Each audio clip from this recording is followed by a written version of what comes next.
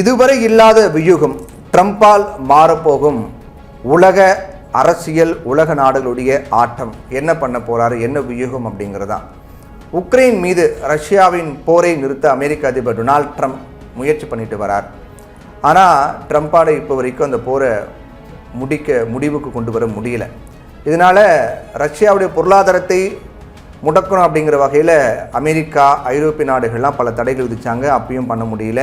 India, சீனாக்கு மிரட்டியும் பார்த்தாங்க, அப்பயும் பண்ண முடியல. இப்போது ஒரு மிக முக்கியமான நடவடிக்கை அப்படின்னு பார்க்கணும். நம்ம ஏற்கனவே சொன்ன மாதிரி 2 எண்ணெய் நிறுவனங்கள் மீது ஆன பொருளாதார தடை அப்படிங்கிறது என்ன பாதிப்பு ஏற்படுத்த போகுது அப்படிங்கிறதா இப்போ மிக முக்கியமான கேள்வியாக இருக்குது. ஏன்னா ரஷ்யா கிட்ட கச்சா எண்ணெய் வாங்குவதை நிறுத்துவது பற்றி அரசு மற்றும் தனியார் எண்ணெய் நிறுவனங்கள் பரிசீலனை செஞ்சுட்டு வரதாக தகவல் வெளியாகிறது. இப்போ இந்தியா என்ன பண்ண போகிறாங்க, ரஷ்யா கிட்ட இருந்து தொடர்ந்து கச்சா எண்ணெய் வாங்குவாங்களா இல்லையா அப்படிங்கிறதும் பேச்சுவார்த்தையும் அதற்கான திட்டமும் இப்போ போயிட்டு இருக்கிறது சொல்லப்படுது, வாங்கலாமா இல்லையான்னு. ஏன்னா சர்வதேச அளவில் கச்சா எண்ணெய் விலை உயரத் தொடங்கி உச்சம் தொட வாய்ப்பு இருக்கிறது அமெரிக்காவின் இந்த நடவடிக்கையால். உக்ரைன் மீது கடந்த 2022ஆம் ஆண்டு பிப்ரவரி மாதம் ரஷ்யா போரை தொடங்கியது. இந்த போர் 4வது ஆண்டை நெருங்கிட்டு இருக்கு. போர் இன்னும் முடிவுக்கு வரலை. ரஷ்யா, உக்ரைன் மாறி மாறி தாக்கிட்டு இருக்காங்க. இந்த போரை நிறுத்த அமெரிக்க அதிபர் ட்ரம்ப் முயற்சி மேற்கொண்டு வராரு. ஆனால் அவருடைய பதவி காலம் முடியத்துக்குள்ளே இந்த போர் முடிவுக்கு வருமா அப்படிங்கிறது தெரியல. இது அமெரிக்க அதிபர் ட்ரம்ப்புக்கு மிகப்பெரிய கௌரவ பிரச்சனையாக பார்க்கப்படுகிறது. உக்ரைன் அதிபர் விளாடிமிர் ஜெலன்ஸ்கி, ரஷ்ய அதிபர் விளாடிமிர் புதின் ஆகியோர்கிட்ட தனித்தனியாக பேச்சுவார்த்தை நடத்தியிருக்காரு ட்ரம்ப், அமெரிக்க அதிபர். இருந்தாலும் போர் நிறுத்தம் இன்னும் சாத்தியமாகலை. இந்த போருக்கு ரஷ்யா உடன்படலை. இதனால் ரஷ்யாவை முடக்கும் வகையில் ட்ரம்ப் நடவடிக்கைகள் மேற்கொண்டு வராரு. அதன்படி தான் ரஷ்யாவுக்கு அழுத்தம் கொடுக்கக்கூடிய வகையில் பல்வேறு வேலைகள் ரொம்ப தீவிரமாக இப்போ ட்ரம்ப் ஈடுபட்டிருக்காரு. ரஷ்யாவிடம் கச்சா எண்ணெய் வாங்குவதால் நம்முடைய நாட்டுக்கு, இந்தியாவுக்கு என்ன பண்ணுறாரு, 25 அப்படின்னு 50% வரியை விதிச்சிருக்கார். ரஷ்யா கிட்டேருந்து கச்சா எண்ணெய் வாங்கக்கூடிய சீனாவையும் குறிவைத்து வரி போட தயாராகிட்டு இருக்காரு. 155% வரி போட போகிறோம் அப்படின்னு மிரட்டிருக்கார். நவம்பர் 1ஆம் தேதி முதல் அமலுக்கு வரும் அப்படின்னு சொல்லியிருக்கார். இருந்தாலும் நம்முடைய நாடும் சீனாவும் தொடர்ந்து ரஷ்யா கிட்டேருந்து கச்சா எண்ணெய் வாங்கிட்டு வராங்க, யூஸ் பண்ணிட்டு இருக்காங்க. இதனுடைய அடுத்த கட்டமாக தான் ரஷ்யாவின் மிகப்பெரிய எண்ணெய் நிறுவனங்களாக இருக்கக்கூடிய 2 எண்ணெய் நிறுவனங்கள், ஏற்கனவே சொல்லியிருக்கோம் நம்ம, அந்த எண்ணெய் நிறுவனங்கள் மீது பொருளாதார தடைகளை அமெரிக்க அதிபர் ட்ரம்ப் விதிச்சிருக்காரு. அப்போது இதை பற்றி அவர் ஏற்கனவே சொன்ன மாதிரி தான் இந்த தடைகள் மூலமாக ரஷ்யாவுக்கு அழுத்தம் கொடுக்கப்படும், போர் அதனால் முடிவு போகிறோம் அப்படின்னு நம்பரும் சொல்லியிருக்காரு. போரை முடிவு கொண்டு வர இதுதான் சரியான ஒரு நேரம் அப்படிங்கிறதும் ட்ரம்ப் அதை டைமை ஃபிக்ஸ் பண்ணியிருக்காரு. போர் நிறுத்தம் தொடர்பாக ஹங்கேரியில் சீக்கிரமாகவே ட்ரம்ப், புதின் சந்திக்க இருந்த நிலையில் அதுவும் இப்போ தள்ளி வைக்கப்பட்டிருக்கு. ரஷ்யாவுடைய கச்சா எண்ணெய் விற்பனை மூலமாக தான் பணம் சம்பாதித்து போரை முன்னெடுப்பதாக ட்ரம்ப் நினைக்கிறார். அதனால தான் இந்த எண்ணெய் நிறுவனங்கள் மீது விதிக்கப்பட்டிருக்கூடிய தடை. ரஷ்யாவிடமிருந்து எண்ணெய் வாங்கக்கூடிய நாடுகளுக்கு கூடுதல் வரிகள் போட்டிருக்காரு. இப்போ அடுத்த கட்டமாக என்ன நடக்கும் இதனால் அப்படின்னு பார்க்கும்போது, ரஷ்யா கிட்டேருந்து கச்சா எண்ணெய் வாங்கக்கூடிய நிறுவனங்கள் ட்ரம்ப் குறிவைக்கலாம் அப்படின்னு சொல்லப்படுது.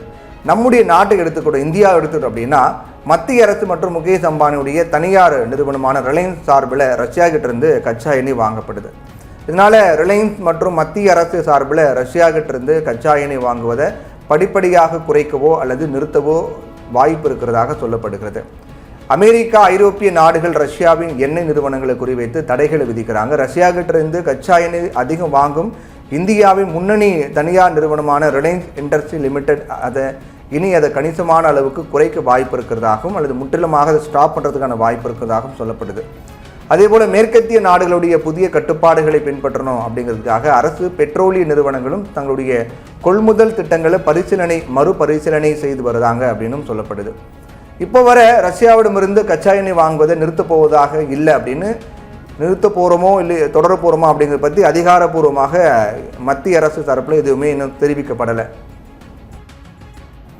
ட்ரம்ப் சொல்லிட்டு இருக்காரு, ரஷ்யா கிட்டேருந்து இந்தியா கச்சா எண்ணெய் வாங்குவது நிறுத்த போகிறாங்க அப்படின்னு சொல்லிட்டு இருக்காரு. அதை பற்றியும் மத்திய அரசு அதை மறுத்து வராங்க, அப்படிலாம் கிடையாது அப்படின்னு சொல்லிட்டு வராங்க. இருந்தாலும் அமெரிக்கா, பிரிட்டன் உள்ளிட்ட மேற்கத்திய நாடுகளுடைய ரஷ்யா மீதான அதிகரிக்க பொருளாதார தடையால் இந்தியாவுக்கு இப்போ சிக்கல் ஏற்பட்டிருக்கிறது. இந்தியாவினுடைய கச்சா எண்ணெய் தேவையில் ரஷ்யா 38% பூர்த்தி பண்ணிட்டு இருக்காங்க. இப்படியான ஒரு சூழ்நிலையில் அந்த நாட்டிடம் இருந்து கச்சா எண்ணெய் வாங்குவதை நிறுத்துவது, குறைப்பது அப்படிங்கிறது நம்முடைய நாட்டில் சிக்கலை ஏற்படுத்தும். கச்சா எண்ணெய் தட்டுப்பாட்டை உருவாக்கி பெட்ரோல், டீசல் விலையெல்லாம் உயர்வுக்கு வழிவகுக்கும். இப்போ பாருங்கள், கச்சா எண்ணெய் விலை உயர்ந்தால் பெட்ரோல் டீசல் விலை உயரும் அப்படின்னு ஒரு விஷயம் இருக்குது.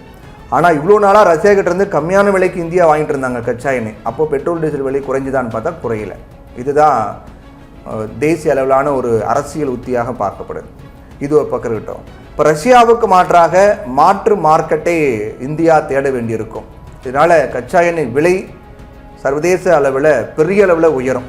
இதுவும் பல நாடுகளில் பெட்ரோல் டீசல் விலை உயருக்கு காரணமாக அமையும். இதனால் இப்போ ட்ரம்பினுடைய நடவடிக்கை கச்சா எண்ணெய் விஷயத்தில் ஒட்டுமொத்த நாடுகள் மீதும் தாக்கத்தை ஏற்படுத்த அதிக வாய்ப்புகள் இருக்கிறது.